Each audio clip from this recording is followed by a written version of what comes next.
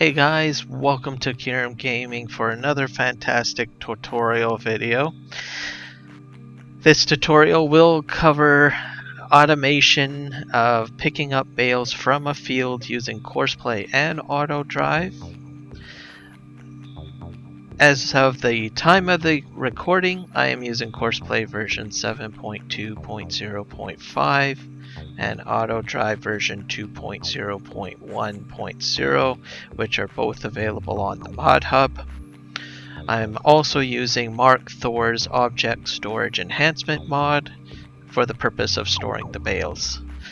Today we will begin by using a tractor and the bale loader to create a small loop course to field 42, which has been mowed and baled, and then returning to the bale storage, and then we'll go ahead and test it out at the end of the video. So if you're not familiar with AUTODRIVE and you've maybe just installed it for the first time, you'll want to bring up the HUD. To do that, you can hold down the left Alt button on your keyboard and the 0 button on the keypad, and that will bring up the HUD on the left hand side, or sorry, right hand side. To get started, we'll want to make some changes to the settings. So when you go into the settings, you'll want to look for line height and set it to above tractor. You can leave it on the ground. I just find it's a little easier if you have it set to above the tractor. The other setting we're going to want to change is, let's see, the unload position. So I'm just using the base game unloader or the loader of bales. So I generally prefer to have this set to unload behind. The auto load wait time unload functionality, you might want to bump that up to maybe about wait time maybe 10 seconds, and then hit apply. Now we're ready to go ahead and record our course. So to get started, to edit any courses or make a course, you need to hit the yield icon on the HUD. And then to get started, you can hit the record button, and it'll place a single waypoint above the tractor or below the tractor, depending on which setting you have set in the settings. I'm going to go ahead and drive forward. It's going to record. Now to make my first waypoint, I generally like to go an entire tractor length and half a trailer length.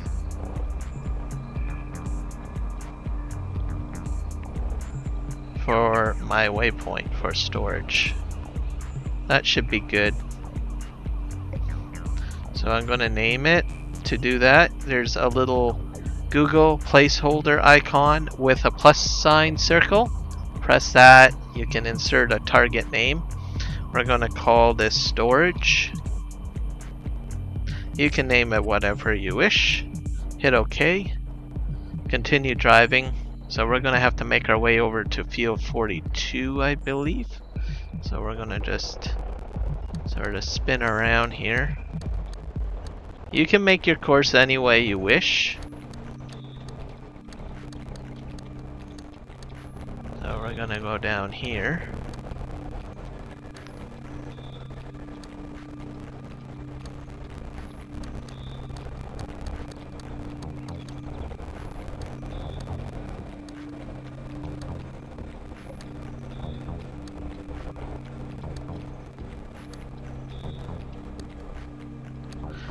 And I'm just going to create a loop course first. So I'm going to go all the way around here. I could probably cut through the field if I want to, but for my purpose, I'm just going to kind of make it nice.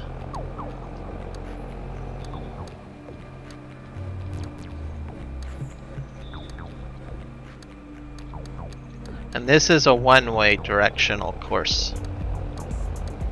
that I'm creating right now. That's a default one.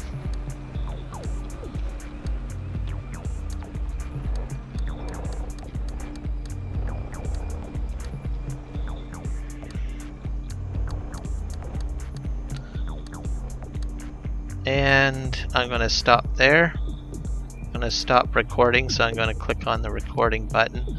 I'm going to want to link these 2 points together. To do that, I click on the link that is selected.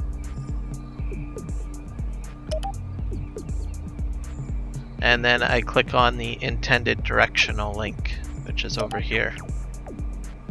And it's that simple, it'll create a link.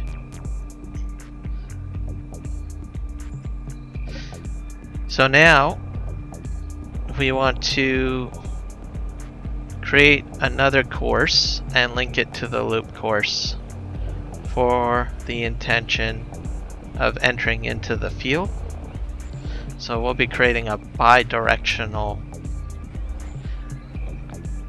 course with a waypoint. So what I like to do is I like to go get myself at least a fair amount of distance into the field. Just like that. Nice and straight. Once you're positioned, you hit the recording button. And we get a place marker. We're gonna, or I should say waypoint. I'm gonna name the place marker and make it a waypoint. So we're going to call this field. You could call it field 42. So if you have multiple fields, you might want to name them field 1, 2, 3, 4. But this is just a simple tutorial just to give you a rough idea of what to do.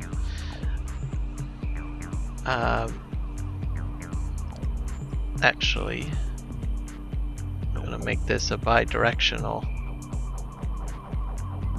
route. So bi-directional means the pathway can be used in both directions, and it's single lane traffic. So to do that, you have to right click the recording button and it'll change it to a purple icon.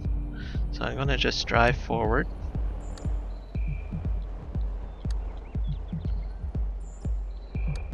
And I think that should be good. Just before the field, or just before your main access road, we're going to turn off the recording and we're going to link this up. So we're probably going to link this node on the main loop to the new bi-directional link. So we're going to choose the node that we intend to come from, then hover over the node we intend to go to. Now, a little trick, if you have a center mouse wheel, if you want to put in a curve, you just have to scroll your scroll wheel on the mouse, and you can get a nice curve. Once the curve is nice, you click on the intended node you wish to travel to lock in the new route. And there you go. It'll create several different points that you can move and adjust as you need to. So that's our path in. Now we're going to create a path going out. So you click on the node you wish to leave and hover over the node you wish to head towards, and we're going to hit the scroll wheel and rotate it. There we go. And that should create our entire loop. You just rinse and repeat if you've got multiple other fields, or you extend your loop course as well. But for the purpose of this tutorial, I'm not going to be adding in any other fields. I'm just going to utilize this one. So to test some of the route a bit, I'm just going to sort of start from over here.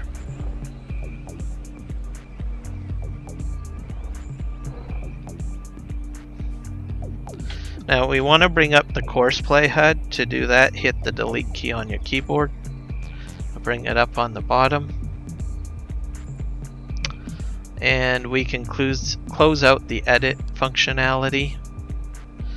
We're going to want to change a few things here in AUTODRIVE HUD to the right. So right now we're on basically a standard drive course. We want to do a pickup and delivery. So we want to pick up from the field and we want to do the drop off at the storage. That will set up how the tractor is going to operate on the loop course.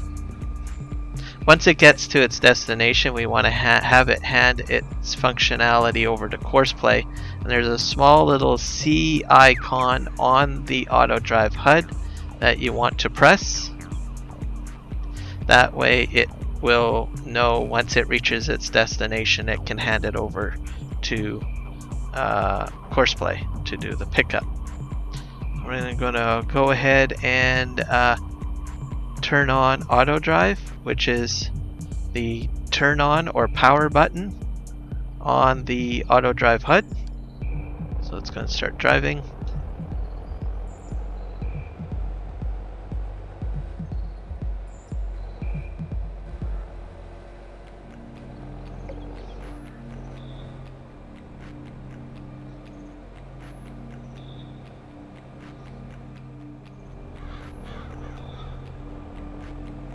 And it's going to head to the course or to the field.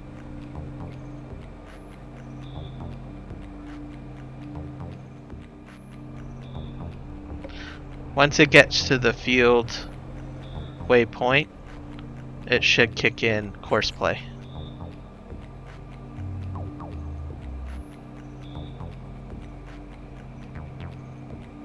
So it's going to gradually creep up there.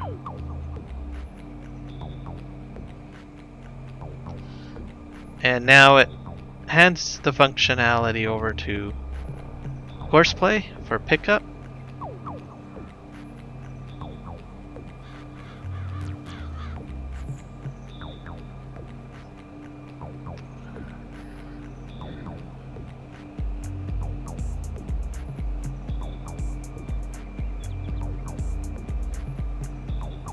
So we'll just wait till it goes ahead and finishes doing all the pickup.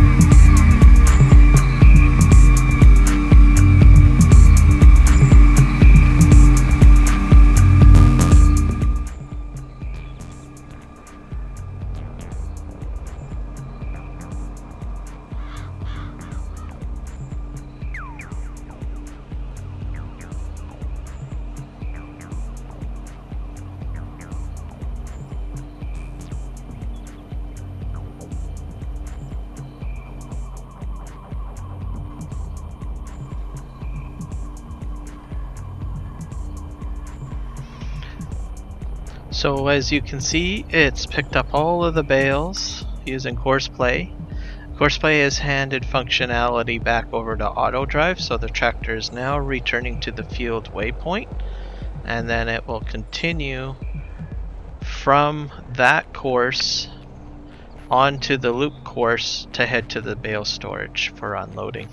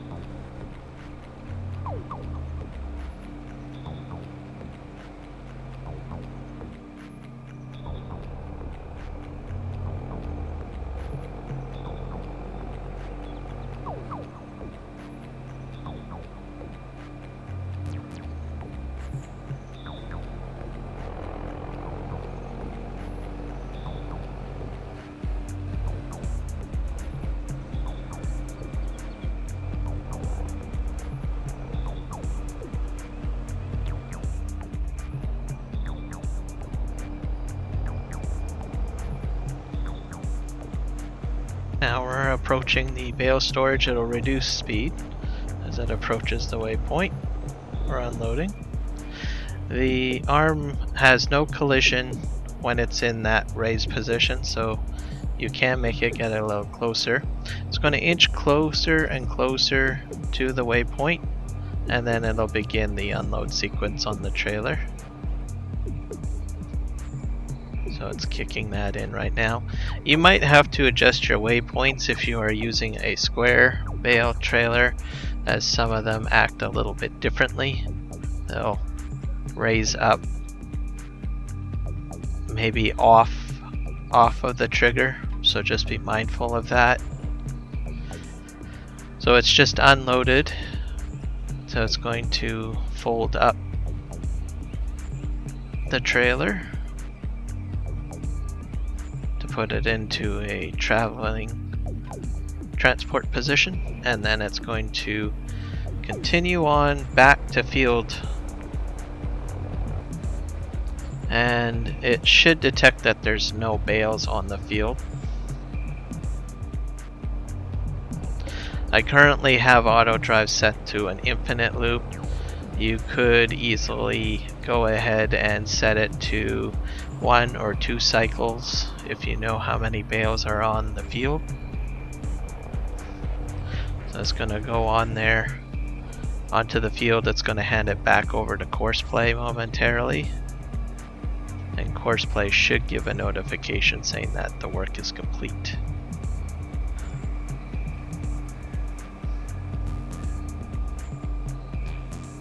Finished work. And that is how you do automated bale loading and unloading to a storage facility. So if you have any questions, please feel free to put them into the comments. I'm not an expert on AUTODRIVE or COURSEPLAY, so I will be including the Discord channel to which you can discuss AUTODRIVE and COURSEPLAY topics. I will also be including the GitHubs for both AUTODRIVE and COURSEPLAY, so that you can put in any questions or concerns that you may have in their forums. So thank you for checking out this tutorial video. If it's been helpful to you, please like the video and subscribe, and we'll see you next time. Thank you. Take care.